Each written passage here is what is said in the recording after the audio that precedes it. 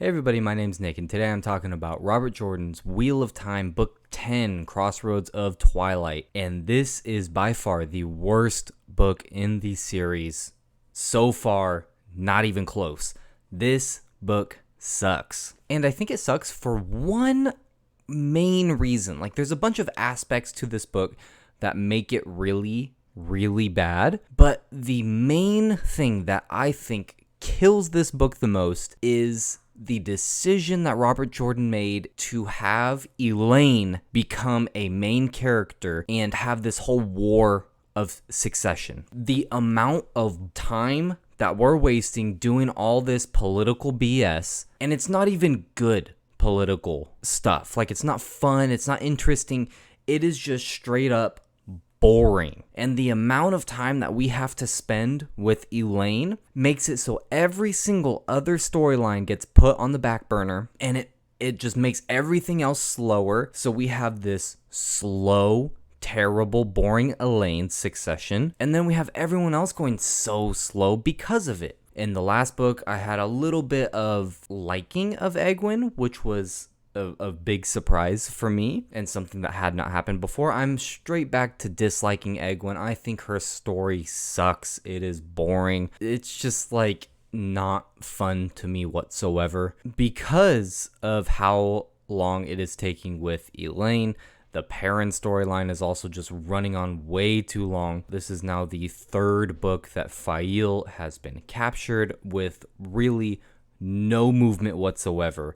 Nothing has happened through the course of this book. The only new information that we have about Faile is from these guys that got captured, and then they talked and said, oh, hey, we've never seen her before. Okay, it was nothing. It was a cool moment where it's like, oh man, this is Perrin being pushed too far. He's going too far to try to save this one person, and he gives up his axe because of it. And, you know, it was a cool scene, I would say, but nothing has happened with him whatsoever. So throughout this entire book, there is basically zero movement. We have Elaine getting 4 new high seats, all thanks to Dylan, and she seems almost ungrateful to the people that did come to her side because they are children. I found Elaine to be super unlikable. There was one moment in particular where I was like, ew, Elaine is awful, which was whenever Brigida I think she confides in Elaine that she's losing her memories of Guido Kane, and she's like super distraught about this. She's become an alcoholic basically because of it, because she can't cope with knowing that she's forgetting this person that she has been connected to and in love with for literally millennia. And Elaine makes it about herself. She's like, I don't know what I'd do if I lost all my memories of Rand. Bish, you've known Rand for like a year, and you guys have spent the total of like a month together, most of that being in the Stone of Tear. You can't even compare it. And to me, that just makes her so unlikable whenever she's like that. She does the same thing whenever Vandene is mourning the loss of Adelius and is like completely focused on finding her sister's killer. And once again, Elaine makes it about herself. And she's like, I don't know what I would do if I lost my sister, Avienda. You've known her for a month. Like, yeah, I get it. You guys are best friends who have adopted each other as first sisters. That is a special bond that they have. But you can't compare yourself to century-old Aes Sedai sisters that have been nearly inseparable since they became Aes Sedai, and so they are a few hundred years old and have since went into retirement to go and live their last few remaining decades together. And she's gonna compare it to this girl that she adopted and is her best friend of a month? Come on.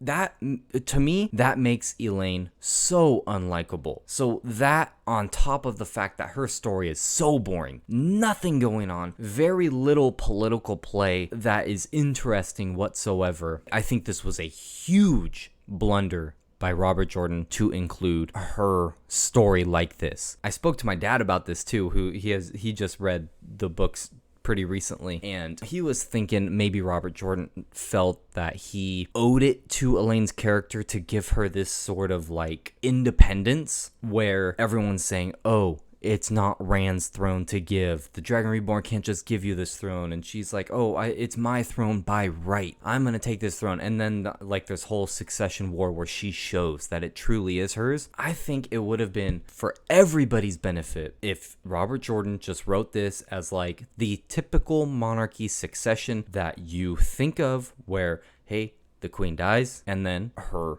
daughter becomes the new queen. And then in that process, she has to stomp out some of this like rebellion or some of these people who are going against her. And then she shows that she has the strength to do it that way. I don't know why he goes through this whole big succession and it's just so boring. So as I've mentioned in past reviews, I listen to these on audiobook, and I only say that because I'm about to reference a time frame on how long it took for something to happen. It took literally 20 hours of listening before anything cool or fun or interesting happened. Everything in the first 20 hours of this book, listening to it, was terrible and boring, and I was on complete and total autopilot listening to it. And just for reference, the entire book on Audible that I listened to it on is 26 hours. So we maybe got 6 hours of like semi-decent book. You know, there's a bunch of killings going on in the Aes Sedai camp, and for some reason we're not getting shown any of that. Just for a little bit of action, like let me see some of these killings. We know who's doing the killings, right? Yes, it is none of the sisters, and Egwene don't know who it is. They think it's some like rogue Ashaman, but we know who it is because at this point we have been told about and we know about this Forsaken that is in a woman's body and is able to channel Saidin.